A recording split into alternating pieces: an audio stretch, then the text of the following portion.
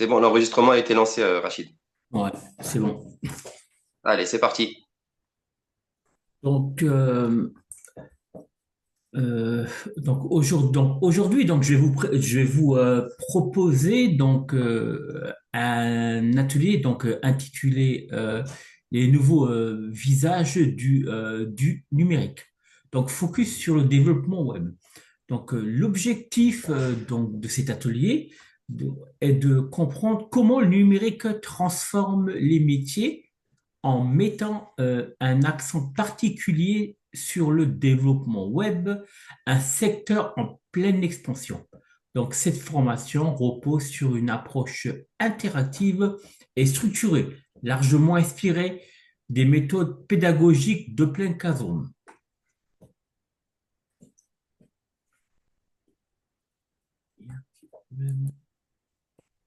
Ensuite, présentation donc, du numérique. Le numérique est aujourd'hui il est partout dans la santé, dans le commerce, dans l'éducation, dans l'industrie. Donc, il a un impact fort, profond sur nos méthodes de vie, nos façons de travailler et sur l'économie en général. Donc, voici quelques dates clés qui illustrent cette transformation. Donc, en 1991, il y a eu une naissance du web, révolution de l'accès à l'information. En 2007, lancement du premier iPhone, Internet devient mobile. En 2012, donc, il y a eu une explosion des réseaux sociaux. Donc, c'est une nouvelle manière de communiquer, de consommer l'information. 2019, donc, il y a eu un essor de l'intelligence artificielle. Donc, depuis 2020, il y a eu une accélération de la numérisation suite à la crise du Covid-19. Donc, toutes ces évolutions montrent que le numérique est un moteur de changement permanent dans tous les domaines.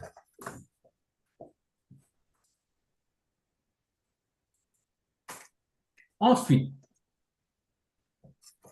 je vais vous présenter le planning de cette matinée. Voici maintenant le déroulé de l'atelier. D'une durée de 3h30 que j'ai conçu en alternant théorie, vidéo, euh, activités pratiques et échanges. D'abord une introduction avec des chiffres clés, donc une vidéo courte et une activité interactive autour du mot numérique. Ensuite, il y aura un zoom sur les trois secteurs, marketing digital, data et développement web, des vidéos métiers suivis de quiz interactifs, un atelier en équipe pour créer une fiche de poste originale. Donc, une partie sur les soft skills et les formations disponibles. Et pour finir, donc un questionnaire de satisfaction et un temps d'échange. Donc, l'objectif est de favoriser la participation tout en fournissant des repères concrets pour les participants. Ensuite, euh, qu'évoque pour vous le mot numérique? Pour entrer dans le vif du sujet, je vais vous proposer pour commencer par une activité participative. Nous allons d'abord regarder une vidéo courte qui vous aide à mieux cerner ce que recouvre le mot numérique. Donc, je vais lancer la vidéo. Donc, c'est une Mhm. vidéo qui dure environ 3 minutes.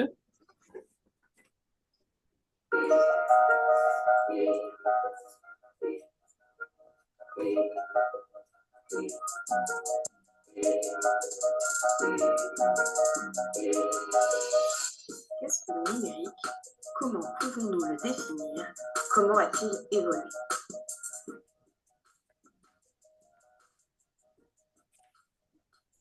Numérique désigne l'ensemble des technologies de l'information et de la communication basées sur la représentation et le traitement des données sous forme de chiffres.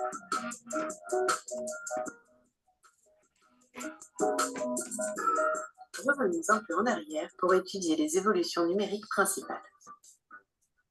L'informatique moderne naît dans les années 50 avec l'apparition des premiers ordinateurs et le développement des langages de programmation.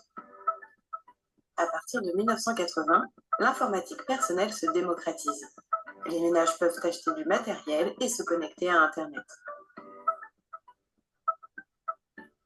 Les années 2000 et 2010 marquent le début du Web 2.0 avec l'essor des réseaux sociaux, des smartphones et des tablettes.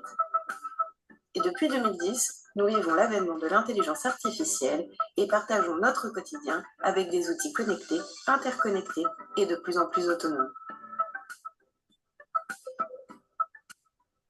Avec toutes ces évolutions rapides en moins d'un siècle, l'impact du numérique est très fort dans nos sociétés. Révisons les principaux changements. La communication devient globale et instantanée. De nouveaux formats d'expression comme les réseaux sociaux et les messageries sociales sont aujourd'hui au cœur de nos quotidiens. L'accès à l'information est également immédiat et varié. Il faut donc s'éduquer afin de déterminer sa fiabilité et véracité et ne pas se laisser submerger par la surinformation. L'impact sur le monde du travail est fort. Sont apparues de nouvelles pratiques ainsi que de nouveaux métiers. Au sein des services publics et privés, le e-commerce et l'administration en ligne changent nos habitudes. L'arrivée de l'intelligence artificielle dans le quotidien est un autre impact important de ces dernières années. D'autres nouvelles technologies se développent et certaines s'imposent rapidement. Malheureusement, l'impact sur l'environnement est fort. Celui sur la vie privée peut l'être aussi.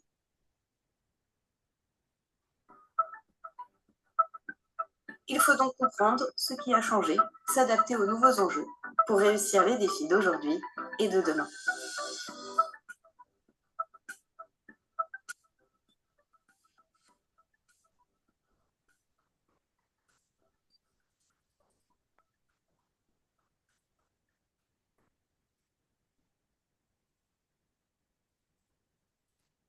Est-ce que vous avez tous suivi la vidéo? Ça a été, vous avez Oui, très compris? bien, très Ça a été. bien. Voilà.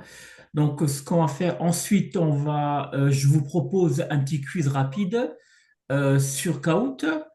Vous connaissez tous Kahoot? Oui, Vous connaissez Kahoot, donc on va pouvoir, vous allez pouvoir faire ce quiz, donc pour voir ce que vous associez au mot numérique. Donc, ce que je vais faire, c'est que je vais lancer maintenant le quiz Kahoot que j'ai préparé. Donc, il s'agit de quelques des questions simples hein, et rapides pour faire émerger vos représentations autonumériques. Donc, n'hésitez pas à répondre spontanément, hein. Donc, l'idée est et de créer un échange dynamique pour lancer l'atelier. ça marche.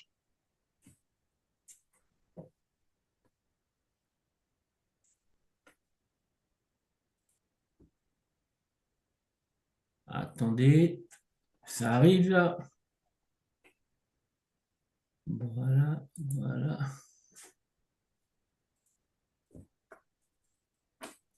Donc, on va commencer par la première question. Oui, Donc, d'où vient le mot numérique? Réponse A, de l'informatique. Réponse B, donc du digitus. Réponse C, de la technologie. Ou bien réponse D, de l'ordinateur. alors je dirais réponse B, digitus. Très bien, Monsieur Bott. Très, très, très, très bien. Très bien. Voilà. On passe à la question suivante. Attendez, pardon. C'est à la question suivante, excusez-moi. Voilà. Ça, on a déjà fait cette question. Voilà, on va passer à la question suivante. Donc, que représente pour vous le numérique? Donc, Alors, bon, bah, oui, donc vous plusieurs avez des choses. images, c'est à vous de définir que représente pour vous le numérique. Donc, c'est réponse au choix. Je dis Oui, oui, c'est ce qui me réponse au vient par choix. la tête. Ok, bah, plusieurs choses. Je dirais, bon, bah, Internet. Je pense que ça a été dit Ouais, la dans dernière la fois, ouais, vidéo. Internet, ouais, L'intelligence artificielle également. très bien, intelligence artificielle, ouais, Le développement des smartphones. ouais, bien, bravo, bravo, monsieur, vous êtes fort aujourd'hui, hein. Qu'est-ce qui vous arrive là? Ah, je suis attentif, hein, je suis attentif. Après, je dirais aussi le développement des réseaux sociaux. Exactement, exactement, ouais, c'est bien, très, très bien, monsieur Bott, voilà. Voilà, après, bon, bah, j'imagine qu'il y a d'autres choses qui rejoignent bah, le développement de la technologie. Ouais, Euh, l'ordinateur, voilà, exactement, ouais, c'est bien, voilà. très bien. Donc, ça va pour tout le monde. On passe à la question 4. Oui. Donc, dans quelle décennie commence-t-on à parler d'intelligence artificielle? Réponse A, 1970. Réponse B, 1990. Réponse C, 2010. Ou réponse D, 1950. Alors, si je reprends du coup ce que vous avez pu présenter en début d'atelier et la vidéo, je dirais décennie 2010. Très bien, très bien. Ouais, c'est exactement ça, 2010, voilà. C'est vrai, effectivement. Donc, 2010. Bravo, c'est même ce boîte. Oh là là, vous allez prendre ma place, hein. Ensuite, euh, que se passe-t-il dans les années 50? Réponse A, donc il y a eu une création des réseaux sociaux. Réponse B, apparition des premiers ordinateurs. Réponse C, arrivée du smartphone. Ou bien réponse D, donc début de l'intelligence artificielle. Même moi, pour être honnête avec vous, je ne sais pas. Bon, en tout cas, voilà, quand je reprends pareil les explications que vous avez données en début d'atelier, ce sont bah, du coup l'apparition des premiers ordinateurs dans les années Ouais, 50. ouais, exactement. Donc moi j'avais dit, donc j'avais fait une erreur, hein. Donc j'avais dit arrivée du Saturne et c'était pas ça, c'est faux, hein. Donc c'est 2007, je crois, ouais. c'est vrai Donc, bah, vous l'avez effectivement, dit c'est aussi en début l'apparition d'atelier. des premiers ordinateurs, ouais. Ensuite, réponse 6. Que se passe-t-il dans les années 2000? Est-ce que dans les années 2000, donc le web 2 et les réseaux sociaux, réponse A, donc que se développe, pardon, dans les années 2000, web et les réseaux sociaux, donc l'ordinateur, réponse B, le Minitel, réponse C, ou bien réponse D,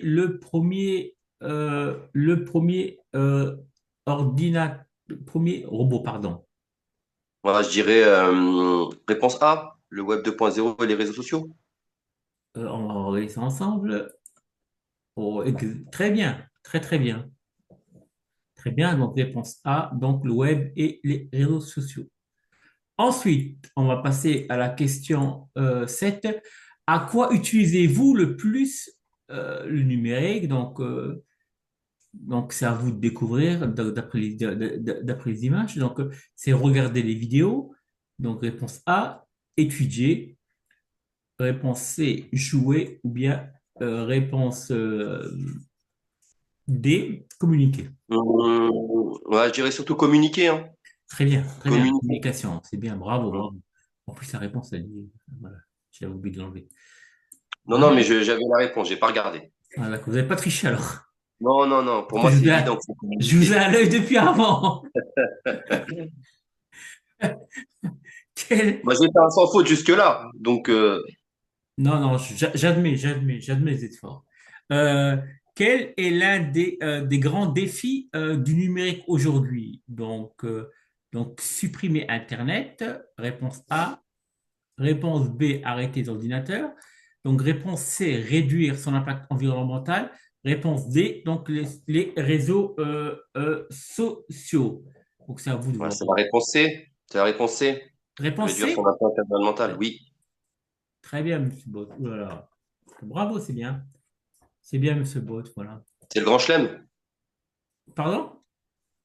C'est le grand chelem. Tout juste. Exactement, exactement. Ensuite, on va maintenant passer donc le numérique en quelques chiffres. Donc, donc je vais vous définir ce que c'est le numérique. Donc, le numérique est l'ensemble donc des technologies qui permettent de stocker, traiter et transmettre des données. Donc, quelques chiffres clés. Donc, on a 80% des compétences de demain seront liées au numérique. Donc, on a le secteur enregistre une croissance de plus de 7% annuel. Donc, en France, on compte plus de 230 000 emplois dans le numérique. Voilà. Donc, ces chiffres démontrent que le numérique est un secteur dynamique, donc en tension, hein, et porteur d'opportunités pour les personnes en recherche d'emploi ou de reconversion. Donc, c'est ce qui justifie l'intérêt d'un tel atelier pour sensibiliser à ces nouveaux métiers. Voilà. Donc, le marketing digital. Donc, est-ce qu'on aura le temps de visionner la vidéo? Vu que je suis le gardien du temps, apparemment, je ne pense pas. Vous ne pensez pas? Donc, on va définir ce que c'est le marketing digital. Donc, le marketing digital il regroupe toutes les techniques de communication donc utilisées sur les supports et canaux numériques. Donc, on a les sites web, on a les réseaux sociaux, donc on a les mails, donc pour promouvoir un produit ou un service. Donc, il inclut des métiers comme par exemple le community manager, le chargé de marketing, le content manager, le traffic manager et les responsables de commerce. Donc, l'objectif est de cibler, euh, attirer et fidéliser les clients grâce à ces outils digitaux. Ensuite, la data. Donc, je vais vous définir ce que c'est la data. Donc, la data est le domaine de la data consiste à collecter, organiser et analyser et interpréter les données pour en tirer des informations utiles à la prise de décision. On a comme métier du data, on a par exemple analyste, on a scientiste et on a aussi ingénieur. Donc ces professionnels transforment des données brutes en indicateurs compréhensibles donc pour les entreprises dans tous les secteurs, donc la santé, finance et marketing. D'accord. Donc ensuite le développement web. Donc, je vais vous définir ce que c'est le développement web. Donc, développement web, il désigne la création et la maintenance de sites Internet ou d'applications web. Donc, il comprend plusieurs métiers, donc tout dépend de la spécialisation. On a le développement front-end, donc c'est l'interface visible par les utilisateurs. On a aussi le back-end, donc il gère les bases de données et logiciels internes du site.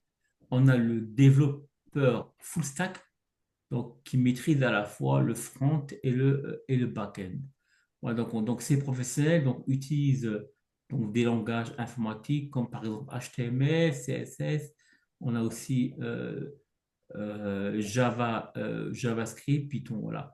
Donc le Mhm. but est de créer des outils web fonctionnels et accessibles. Voilà. Est-ce que c'est possible de diffuser la vidéo, peut-être Oui, donc je vais la diffuser. par curiosité? Voilà, bien sûr.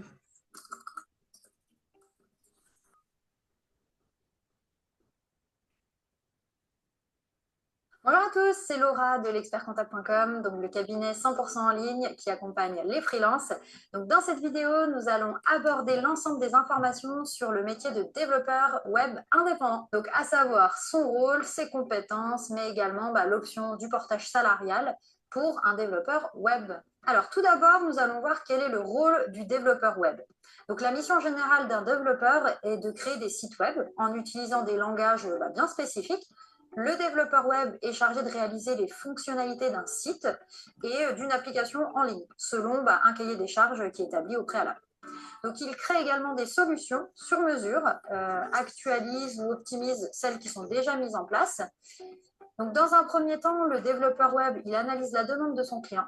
Une fois terminé, il va définir les solutions techniques répondant le mieux à l'ensemble des besoins des utilisateurs. Il va alors débuter la programmation et va rédiger les lignes de code sur son logiciel de travail. Le développeur indépendant, il maîtrise les langages de la programmation. Il connaît également toutes les subtilités et les éventuelles astuces qui ne figurent pas dans les manuels. Il suit de près toutes les innovations en la matière, ce qui lui permet de prendre de nombreuses initiatives.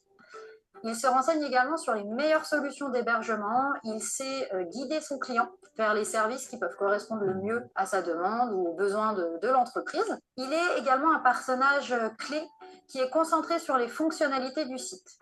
Il n'a rien à voir avec le design et la création des contenus qui vont y être intégrés pour le rendre attrayant visuellement et le référencer. Mais cependant, il doit tout de même prendre en compte ces éléments qui sont essentiels car il travaille en étroite collaboration avec les autres acteurs du projet. Dans certains cas, il peut intervenir dans la formation d'une autre personne ayant la future charge d'actualiser de façon basique le site internet.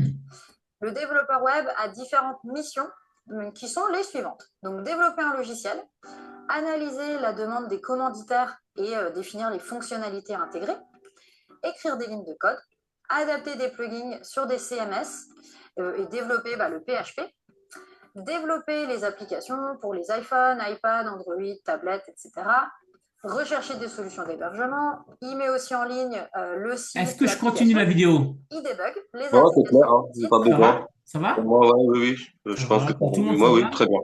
Ok, ça marche. Oui. Voilà. Ensuite, donc, on va passer.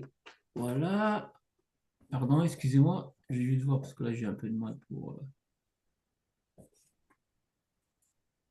Voilà. Donc, quel métier vous attire le plus? Donc, maintenant, vous avez découvert plusieurs métiers du numérique, en particulier dans le développement web, donc la data et le marketing digital. Donc, j'aimerais savoir lequel vous attire le plus personnellement. En Hum. question, dans quel métier vous attire le plus? Dans le développement web, je dirais, bon, à travers tout ce qui a été présenté et développé, euh, moi, je dirais plutôt le back-end dans un premier temps. Après, ça peut Ouais. peut-être évoluer, mais voilà. Ouais, je dirais plutôt le bac. Ouais, dites-moi pourquoi. Pourquoi le back-end? Parce que je suis quelqu'un de... J'aime coder. Enfin, je m'intéresse au Voilà, codage. bien. Et voilà, d'après du coup les missions que réalise le développeur back-end, il y a beaucoup de codage qui est réalisé par le technicien. D'ailleurs, voilà, ça demande une maîtrise du langage informatique, de certains logiciels que vous avez exposés, hein, comme JavaScript, HTML, etc. Voilà, étant très matheux, très porté dans les formules, je pense que c'est plutôt le métier qui m'intéresserait le plus parmi les trois dans un premier temps. D'accord, d'accord. Donc, merci, merci à tous pour vos réponses. On voit que le métier de développeur web attire beaucoup de monde. Donc, c'est intéressant car c'est un métier en forte demande actuellement. Mhm. Ensuite, on va réaliser un quiz. Hein. Je vais vous proposer un petit quiz pour vérifier ensemble ce que nous avons retenu sur les métiers du numérique. Donc, je vais vous poser quatre questions à choix multiples. Mhm. Quatre questions à choix multiples. Donc, quel métier gère les réseaux sociaux d'une entreprise? Est-ce que c'est le data analyst, le community manager ou bien le développement web? Community manager. Très bien. Bravo, bravo. Pourquoi le community manager? Parce que c'est lui qui est censé gérer toute la partie réseaux sociaux. Très bien. Donc, la promotion d'une marque, d'un événement, de l'entreprise. Donc, c'est lui qui anime, qui gère la présence de l'entreprise sur les réseaux sociaux, hein. C'est bien ça, hein. Mm. Ensuite, question 2. Donc, quel métier analyse les données pour aider à la décision? Est-ce que c'est le web designer, le data analyst ou bien le traffic manager? Data analyst. Très bien. Donc, pourquoi data analyst? Parce que comme ça a été dit, c'est celui qui s'occupe de la gestion et de la protection des données informatiques.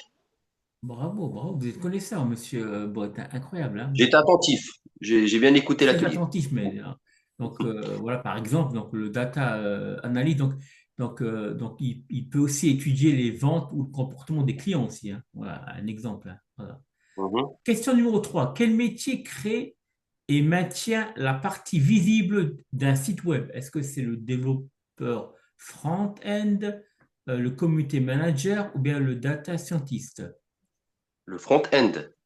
Très bien, oh là là, c'est bien. Donc, front-end, vous pouvez m'expliquer, monsieur Bott, ce que c'est le front-end? Bah, le développeur front-end, c'est celui qui va s'occuper de la partie visible, du design, Très du bien. site ou de l'application. D'accord, donc c'est lui qui crée des pages, des boutons, hein, aussi, hein. Les boutons, donc il veut à ce que le site soit attractif. Voilà. Mhm. Ensuite, question 4. Quel métier améliore la visibilité d'un site sur Google? Est-ce que c'est le SEO, SEA manager, le engineer ou bien le content manager? C'est le SEO, non? Très bien, bravo. Vous savez ce que c'est les SEO, monsieur? Vous pouvez nous Je pense que expliquer? c'est celui qui s'occupe du référencement, du coup, qui va essayer de connaître les habitudes d'utilisation de l'utilisateur pour pouvoir derrière Bravo, mieux cibler c'est ses bien. besoins. Donc, ouais, donc